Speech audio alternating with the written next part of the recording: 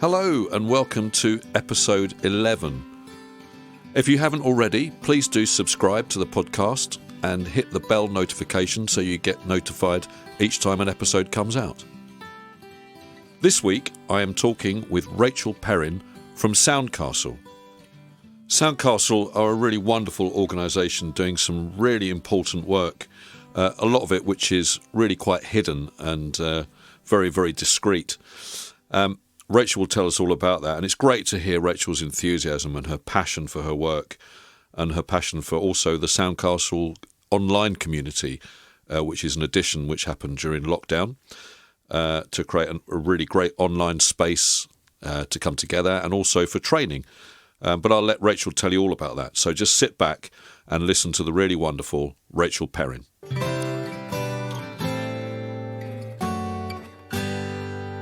So today I'm joined by Rachael Perrin from Soundcastle. Hi, Rachael. Hi, Michael. Very nice to see you. Great to see you too. Thanks for joining. So Soundcastle, from my understanding, you've got two distinct things going on. You've got Soundcastle, the community music organisation, and then you've got Soundcastle Community, the online space for community musicians. Is that? Yeah, exactly. So we work in community spaces across our three regions, which are kind of the South Coast, Sussex area, Bristol and London. So there are kind of live programs, community music programs are in those areas. And then the Soundcastle Community is an online international open access space for community practitioners. Fantastic. I was thinking this morning, actually, the idea of the Soundcastle, I just love that kind of, the image of a castle, the place of strength and safety. It really kind of resonated. Yeah, when we first founded and we were thinking about names, that was exactly the idea of something. We were thinking about the hub of a community where people come together. What's kind of central, and then the idea of we talked a lot about the idea of play and movement and sensory. And these two worlds kind of came together over the idea of and then obviously sandcastles and then soundcastles, and it all landed in this name that has stuck with us, which is I love it. Never faltered. Yeah, it's really strong, and and the sense of a keep, and just that sort of whole place to keep things and keep it safe and strong. It's great. Love it. So, Thanks. so tell us about Soundcastle. What do you do? What's going on? So our work kind of sits in two areas that you kind of started to mention just now. We work in community spaces. So within the community spaces, we run really long-term, sustained, embedded programs. So there's two strands of work in there. One is musical beacons, which is our work with families who face challenging circumstances. And then the other area of work is called people's music, and that's with adults in a journey of mental health recovery. So there are live community programs. We work with really small groups of people, often in gaps in provision, in the three regions that I mentioned of Bristol, London and Sussex. And then the other strand of our work is all sector development. So that is supporting other organisations to think about their inclusion, to think about their structuring. We do mental health first aid training for community music. We run the Soundcastle Community. We run a lot of community music training programs and development programs. We do consultancy for music hubs around their programs. So it's quite a mixed bag of work and sector development with different organisations. Fantastic. And really important, Really important. And everything centres around mental health and well-being at the core. Everything's about well-being. Yeah, fantastic. And I mean, music's just great for facilitating well-being. It's because I've heard you talk before about sort of working in sort of invisible spaces. Is that am I right? Yeah, we speak a lot about invisible spaces or gaps or kind of hidden spaces because a lot of our work is quite hidden. So for example, in Sussex, we are currently only working in safe houses, so spaces for women, for young parents, predominantly women who've experienced abuse or homelessness. So it's completely hidden. The work is hidden. We can't capture it, film it, photograph it. Got you. We have to be very restricted with the storytelling around it, but it's deeply needed and important. So that's a really big part of the work is we're never going to get 500 people on stage at the Albert Hall in like matching t-shirts. Like we love that, and we've done that in other lives. Yeah. That's such a brilliant way to tell a story of the joy of community music and well-being, but we'll never get there. But it's not ever on the map. So working out how the work can be invisible and safe and private and personal, but also pack enough of a punch and an impact that people want to support it and recognize it. Absolutely. I mean, do you find that story hard to tell to funders to kind of get them on board? Yeah, it can be. I think we're getting better at it over time. I do think we're getting better at it. It's challenging because funders so often want cost per head, and I think and ours is really bad. Like we know that what we offer is like deeply, like really integral value for money, but it's not it's not comparable to having a large youth choir. It never will be. Of course not. We can work with 4 families, 5 families, 6 families for 4 years, the same families. Yeah. So you can't do a cost analysis on that in that way. It doesn't. No, but that's deeply life-changing for those people taking part. Exactly. So you need to find the right funder, the funders that understand that social value, really deep social value, and aren't looking for the numbers and the shiny photographs. Yeah. I mean, I think I spoke to you before about, part of the reason I wanted to do this whole podcast was, how do we share and explain to people what it is that we do? I mean, I think that's one of the hardest things actually in our work is actually telling people, what do you do when you leave the house? Okay. And I think these conversations are so important, to kind of try and unpack all that. Definitely. And hearing other organisation leaders and facilitators and producers speak about the work, you realise how different it is within each organisation and how much more we could support each other. Probably it's a really good window into what people's day-to-day actually looks and feels like. Yeah, absolutely. So talk a bit about the Soundcastle community then, the online community. Yeah, so the Soundcastle community, it was in our minds for years, but we didn't quite. We always spoke about this idea of a community, but we weren't quite sure who it was or who it was for. Was it the community of people that we'd worked with on the ground on our live programs?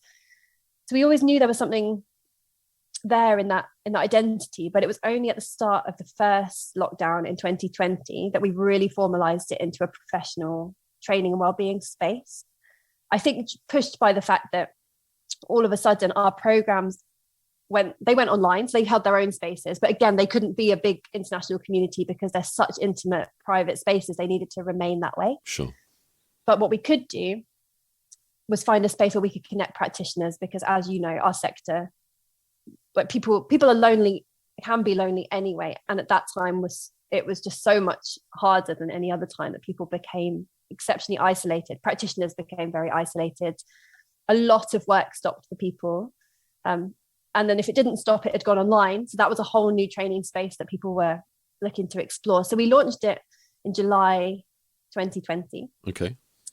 And we ran it as an open. It's always been free to access. We ran it open to everybody, but we've also run kind of bespoke, tailored programs within it. So we ran a program called Music and Wellbeing for 6 months, which held 18 practitioners on a very intensive personal development program through that kind of first year of lockdown. And we've run different programs, one for quite a few different organizations within it. So that's a great functionality, is it offers us basically it's like an online art center with different rooms in it. So you can see what's happening in the main space, but then if you're in one of the community programs or in one of the training programs, you're just in a separate space, but within that same center. So it keeps all of our training held in one place. Oh, that's great. Yeah. We've got an amazing group of young people we're working with. At the moment, we're running a program called Sparking Change, which is for 18 to 25-year-olds that have faced barriers in accessing training or professional opportunities in community music. And that's, again, a 6-month program. Again, we offer a bursary. We did it last time as well, offer a bursary to people to be able to attend, to cover cost of time and access. We try and make all of the training as accessible as we can to people to attend. Great. Yeah, I think and we'll see. Yeah, yeah, absolutely. But I mean, it's wonderful that it's there, and you know, it's funny because the first the morning cuppa that I came on, there were, you know, lots of people I'd seen previously on one of the SoundSense meetings. So, you know, from Scotland and all over the place. It was just like, oh, this is nice. You know. I know, it's such a lovely community. We're really fortunate, and there's a really nice crossover with SoundSense. A lot of their members are members, a lot of our members are their members. We share each other's events. There's a really nice synergy, and I really value that with them and with some other community organisations. It's never been money making. It's never been a competitive space. It's purely there to support collaboration and to kind of raise awareness of what's happening and what the support offers are out there for people. Absolutely. And you know, I think that collaboration, I think we're so much stronger when we collaborate, when we open ourselves up to working together and sharing ideas, and, you know, not trying to sort of hold on to things because we're scared of you know, them being taken away. You know, the strength is in the collaboration. The strength is in the knowing what each other are up to and supporting that, you know. Yeah.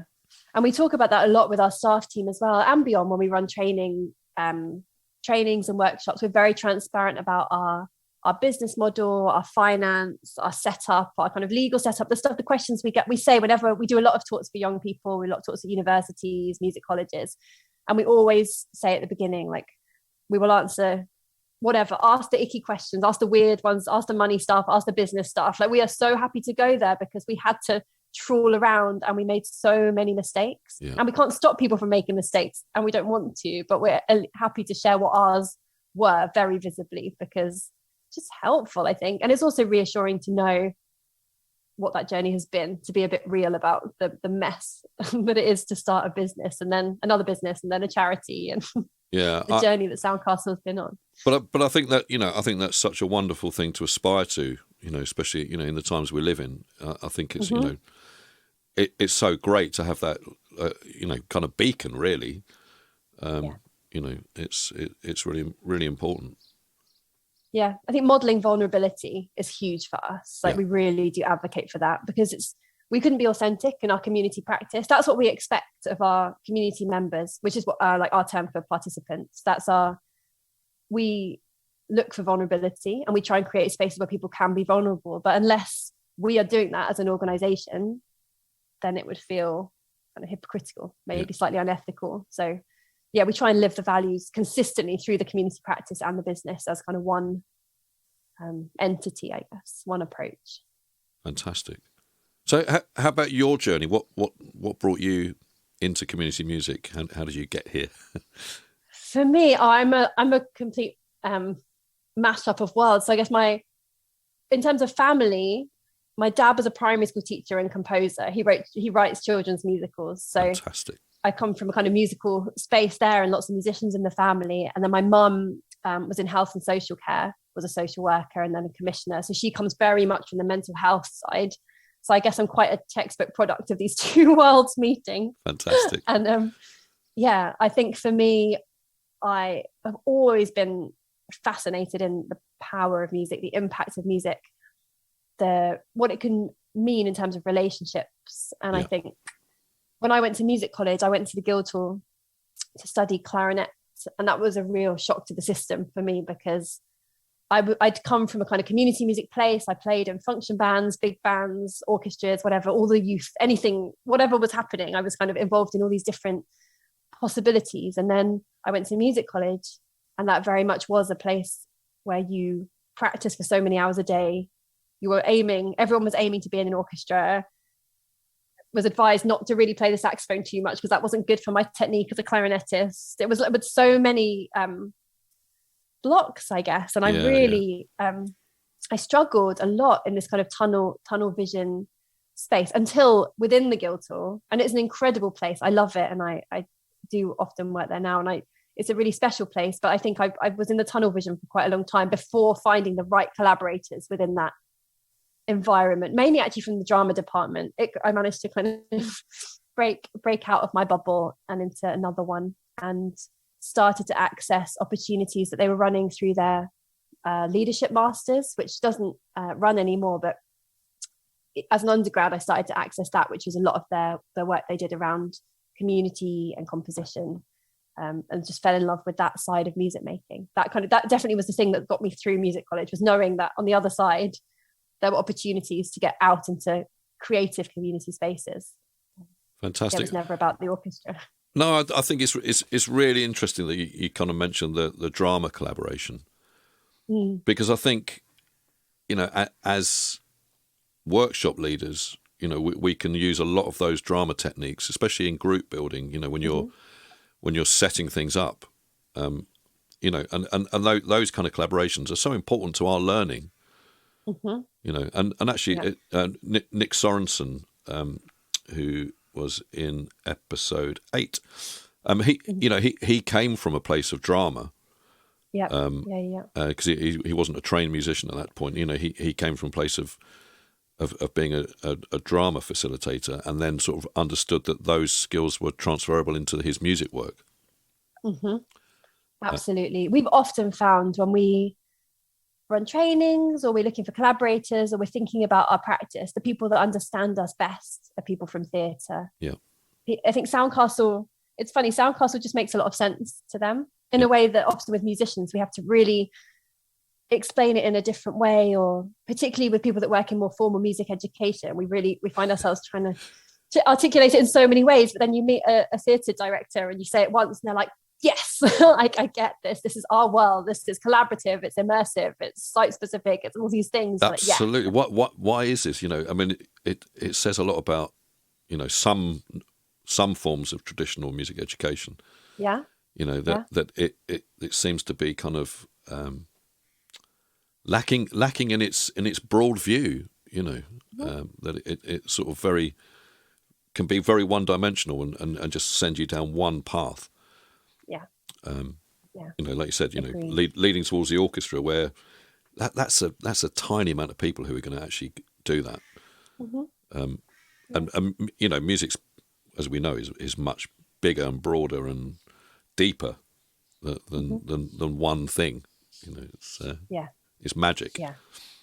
Agreed. And we're so fortunate now that a lot of the advocacy we've done around this, what we're still doing around it, I think it's starting to resonate in the sector, and we are invited into music hubs. So we've got some brilliant music hub partners now that are looking to challenge things a little bit, or are looking for a more inclusive way to work, or are looking for a kind of youth voice led way to work. So it's exciting to be able to be inside those hubs. It's not like at the beginning we sat outside, we were really put ourselves outside of music education. We were community, we were something quite different.